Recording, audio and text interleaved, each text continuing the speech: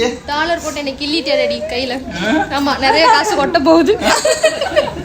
On amat amate ma on sedap ayat ban mamat sonia.ជួយបកផ្លាអូនតិចមកម៉ាក់គេអំបួយយើងញ៉ាំស្លហ្គ្រីមែន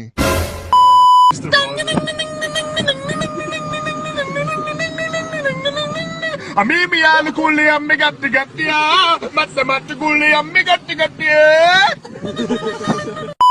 វីដេអូ vlog លើកនេះរៀងប្លែកភ្នែកទៀតបងអូនដោយសារតែមកដល់ប្រទេសឥណ្ឌានិ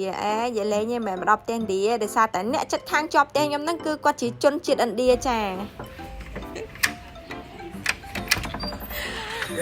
Hello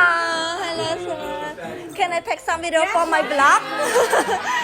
ថ្ងៃនេះអូនដុល្លារជួបរបស់ប៉ិតហើយបងអូនចាគឺយកមកជួបអ្នកចិត្តខាងខ្ញុំផ្ទាល់ហ្នឹងគឺគាត់ជាជនជាតិឥណ្ឌាតែម្ដងចានិយាយទៅបងអូនពួកគាត់ស្រឡាញ់ក្មេងឃើញអូនដុល្លារលើកណាគឺគាត់ចង់សុំពោសុំអីចឹងណាប៉ុន្តែពេលខ្លះដោយសារគាត់រវល់ការងារចេញផុតចូលផុតក៏ឃើញហៅអូនដុល្លារតិចតួចចឹងតែអត់ដែលបានអញ្ជើញហើយក៏អត់ដែលបានហៅខ្ញុំចូលទៅដល់ក្នុងផ្ទះគាត់ចឹងដែរតែនេះគឺលើកទី1គឺខ្ញុំចូលទៅក្នុងផ្ទះគាត់ហើយណាមួយគាត់មានមិត្តភក្តិគាត់មកលេងឆ្ងាយផងខ្ញុំមិនដឹងថាការរស់នៅរបស់ជនជាតិឥណ្ឌាពិតប្រាកដមិនទេប៉ុន្តែសំខាន់ពេលដែលខ្ញុំចូលទៅដល់ក្នុងផ្ទះពួកគាត់គឺធំក្លិនក៏អូបផ្កាម្លិះហ្មងបងអូនមានអារម្មណ៍ថាមិនមែនជាក្លិនទឹកអប់គឺជាក្លិនផ្កាស្រស់នៅក្នុងផ្ទះហ្នឹងដែលគាត់អប់ហ្មងណាចូលទៅដល់ឡើង fresh ឈ្ងុយដូចនៅក្នុងសួនផ្កាអញ្ចឹងក្រោយពីអង្គុយលេងសនាបានមកស្ទូហើយក៏ចេញមកក្រៅថតរូបលេងតែនេះអ្នកទាំងអស់គ្នាមើលហើយកូនក្មេងមិនថាជនជាតិអីទេបងអូនគឺចេះចំណែនដូចគ្នានេះឃើញប៉ាប៉ាគេពោអូនដុល្លារថតគឺគេចំណែនណាគេវាយប៉ាគេផងអីផងលាត់អាវផងណែ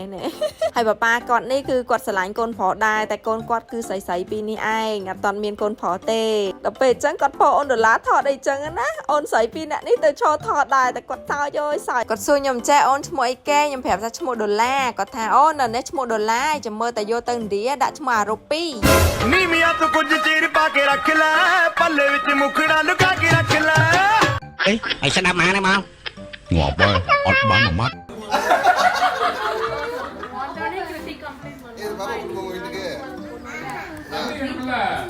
ហើយអូនដុល្លារនេះនិយាយពីថាណាគេពោក៏បានគឺអត់ចេះយំអត់ចេះយែកអីទេគឺមើលលេងឡងនឹង